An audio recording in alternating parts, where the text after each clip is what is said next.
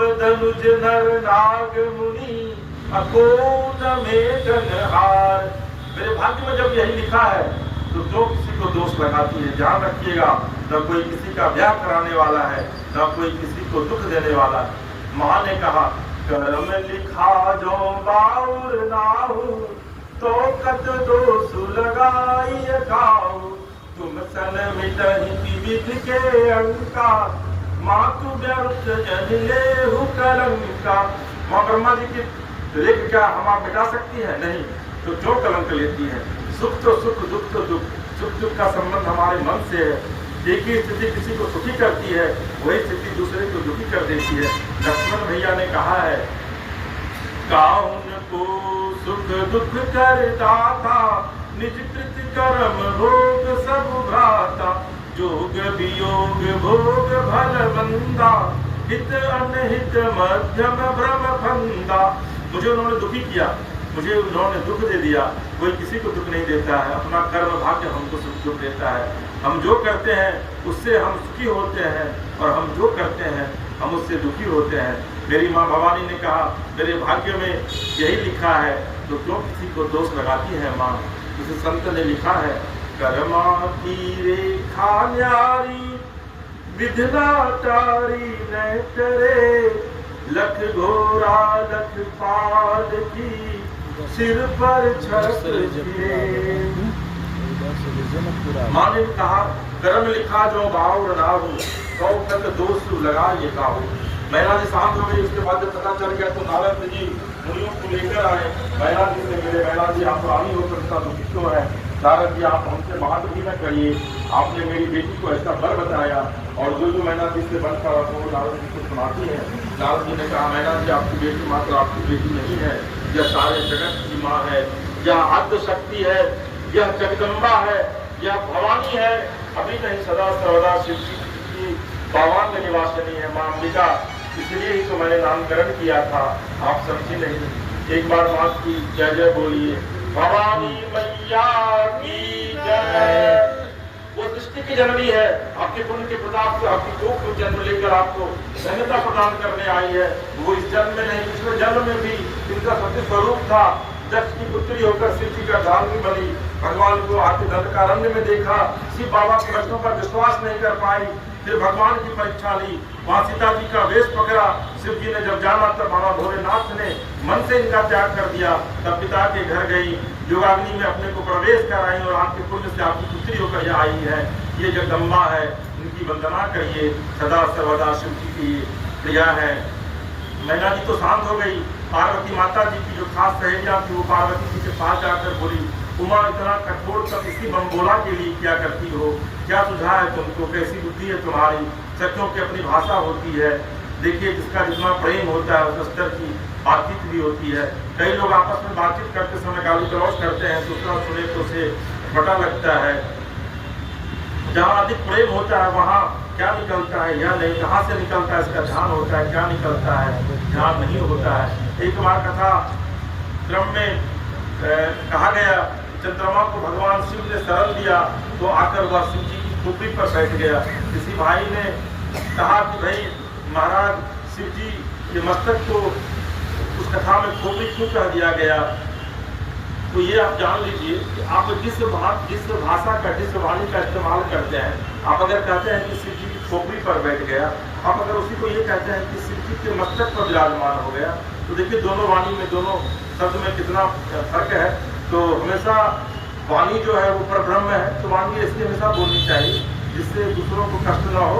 और ये वाणी जो है वो परब्रह्म जो है वो सीधे प्रॉपर उसको कैच करता है। तो वाणी हमेशा सही बोला कीजिए, क्योंकि वाणी का कोई रूप नहीं होता है। तो जो सखियां हैं वो माँ से संवाद करती हैं, तो उसमें वो शिव जी को लेकर के बहुत अनाप शनाप बोलती हैं। और उसको उसके बाद जो है वो माँ जो है वो कहती है अपने सखियों से, माँ सखी कहती है कि देखो तुम लोगों को अगर इसी में आनंद आ रहा है, इसमें मैं कुछ कर नहीं सकती हूँ, लेकिन मेरे शिव जिनको पाने के लिए मैंने 3000 साल तक सिर्फ बेलपत्र खाकर तपस्या की है, उनका स्वरूप कैसा है और वो क्या है वो सिर्फ मुझे पता है। इसके बाद जो है वो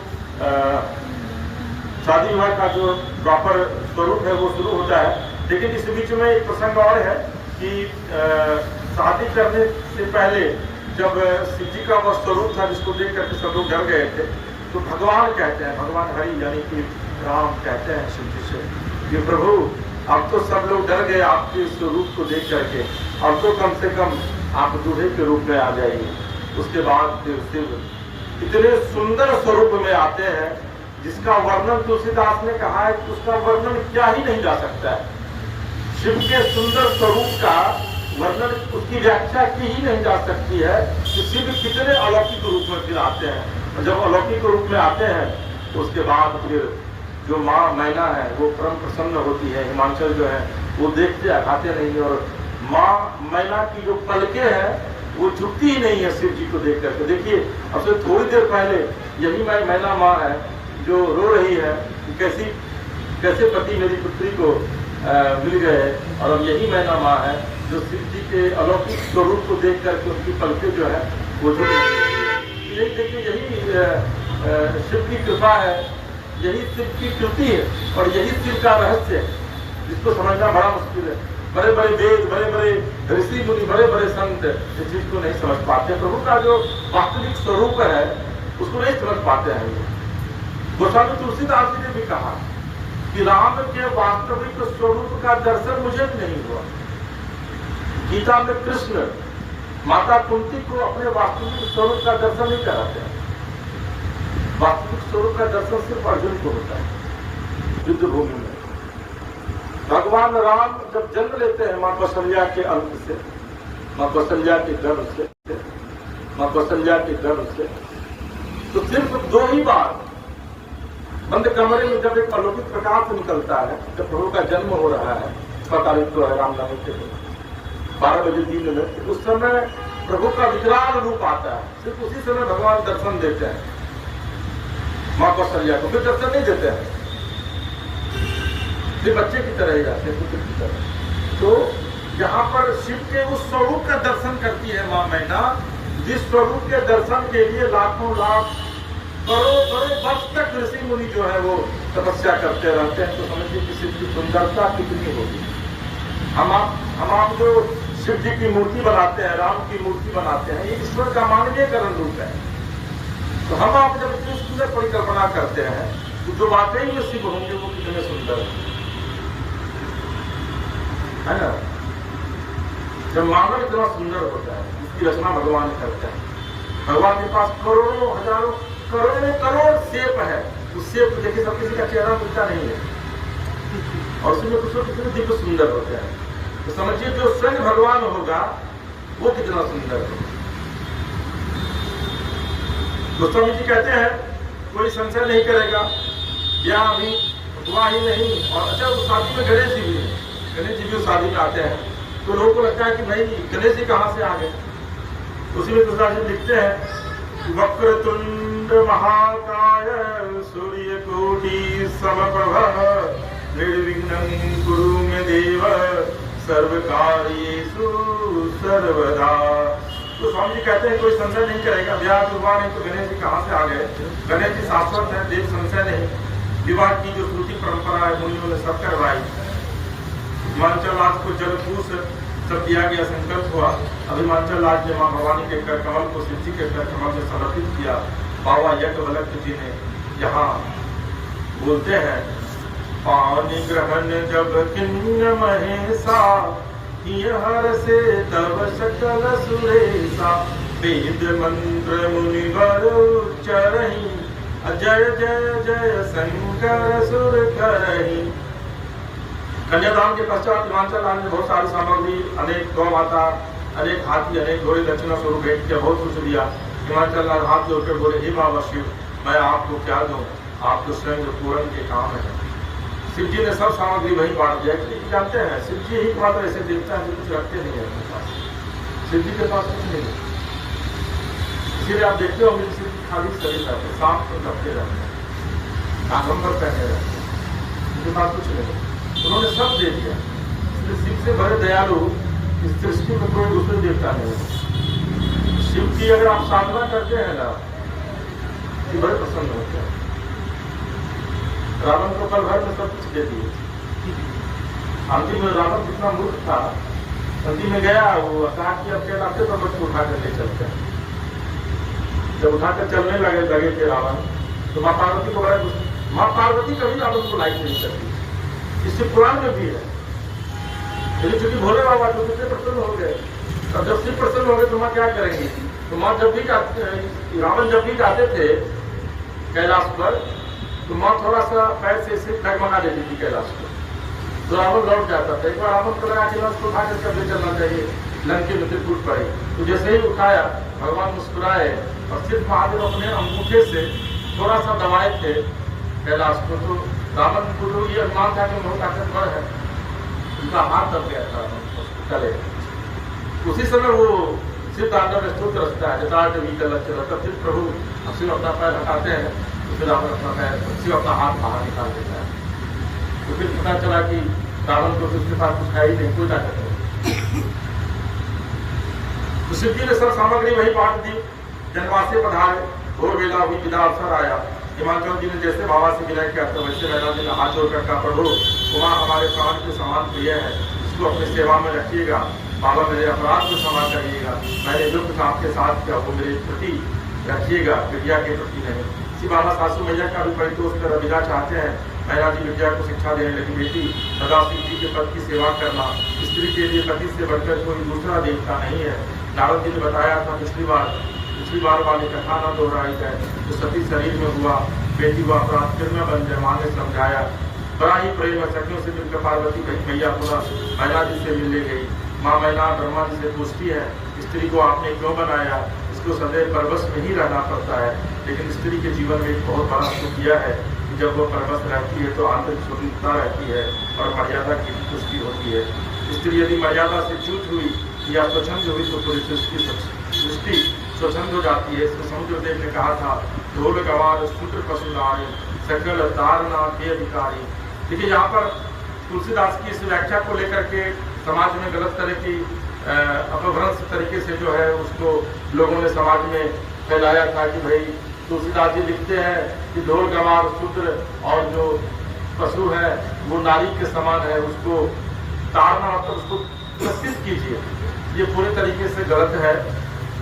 यहाँ पर समुद्र देवता ने कहा है, जब भगवान राम समुद्र देव से रास्ता मांगते हैं और जब समुद्र देव नहीं देते हैं और जब भगवान राम को थोड़ा क्रोध आता है और जब समुद्र प्रकट होते हैं तब समुद्र देव कहते हैं प्रभु से, इसके साफ लिखा है, समुद्र देव ने कहा, ढोल गवार शूद्र पशु नारी सकल तारना के अधिकारी। ये लोग शिक्षा के अधिकारी हैं।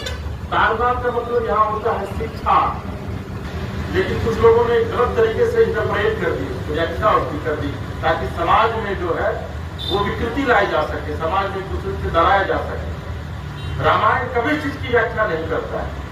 तारना का मतलब होता है शिक्षा। वाकई में ये लोग शिक्षा के अधिकारी, और समुद्र देव ने कहा है भगवान राम से,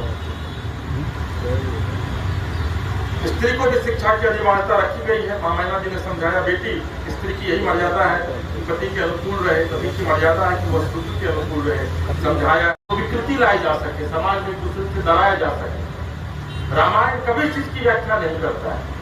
तारना का मतलब होता है शिक्षा। वाकई में ये लोग शिक्षा के अधिकारी, और समुद्र देव ने कहा है भगवान राम से, स्त्री को भी शिक्षा की अनिवार्यता रखी गई है। माँ मैना जी ने समझाया, बेटी स्त्री की यही मर्यादा है कि पति के अनुकूल रहे, पति की मर्यादा है कि वह शूद्र के अनुकूल रहे। समझाया है, विद्या को और विदा किया है। भगवान शिव देवताओं को वंदन पूर्वक विदा करते हैं। देवता लोग अपने अपने धाम पधारे। शिव बाबा कैलाश आए, कैलाश पर शिव बाबा ने नवीन आनंद भजन पूर्वक ले रहे हैं। बहुत दिन बीत जाते हैं। भगवान कार्तिक स्वामी जी का जन्म होता है। श्रुति माता तंत्र शास्त्र उनके व्यक्तित्व का विस्तार करते हैं, गान करते हैं। गोस्वामी जी कहते हैं, सब जगत जानता है, इसलिए मैंने संक्षिप्त में बखाना है। तमिलनाडु व आंध्र प्रदेश यानी कि साउथ के इलाके में कार्तिक स्वामी, कार्तिक महाराज को मुरुगन के नाम से पुकारा जाता है। एक बार श्रद्धा से जय जयकार बोलिए और बोलिए, कार्तिक स्वामी की जय। जगत जानता है, गोस्वामी जी कहते हैं, भगवान शिव माँ भवानी का चरित्र समुद्रवत है। चरत सिंधु गिरिजा रमना, वेद न पावहि पारु, वरने तुलसीदास की अतिमति मंद गवारू। गोस्वामी जी अपने जी कहते हैं, मैं मति का अति मंद गवार तुलसी क्या गाऊंगा। जब गोस्वामी जी नहीं गाएंगे तो राजीव क्या गाएगा, हम आप क्या गाएंगे। इसलिए मैं बाबा के चरित्र को यही विश्राम देता हूँ। जाके वल्लभ जी महाराज भरद्वाज जी की भाव देख करके गदगद हो गए। क्यों? शंभु चरित सुनि सरस सुहावा, भरद्वाज मुनि अति सुख पावा। बहुलाल सा कथा पर बारी, नैननी नीरुमावली धारी। प्रेम विवश मुख आव न बानी, दशा देखी हर से मुनि जानी। अहो धन्य कब जन्म सा, तुम्हारी प्राण समय प्रिय गौरी सा। शिव पद कमल जिन हरि रति नाही, राम ही ते सपने न सोहाई। बिनु छल विश्वनाथ पद नेहु, राम भगत कर लक्षण लेहु। सब छोड़कर भगवान शिव के चरणों में प्रीति हो। राम भक्त का यही सबसे लक्षण है। याज्ञवल्क्य जी महाराज बोले, प्रथमतः शिव चरित्र कहकर मैंने आपके राम प्रेम का मर्म बुझा। अब सिद्ध हो गया कि आप राम जी के मनसा वाचा कर्मणा सब विकार रहित सच्चे भक्त हैं। अब आपको मैं राम कथा सुनाऊंगा। हम न सुनाएंगे, अब हम आप लोगों को अगले शनिवार को राम कथा के तृतीय अध्याय को सुनाएंगे। तब तक के लिए कथा विसर्जन होत है श्री शंभुनाथ हनुमान। राम लखन सीता सहित सदा करहु कल्याण। बोलिए राघवेंद्र सरकार की जय। बोलिए श्री हनुमान जी महाराज की जय। पूज्यपाद गोस्वामी तुलसीदास जी महाराज की जय। सद्गुरुदेव भगवान की जय। ओम नमः पार्वती पतये हर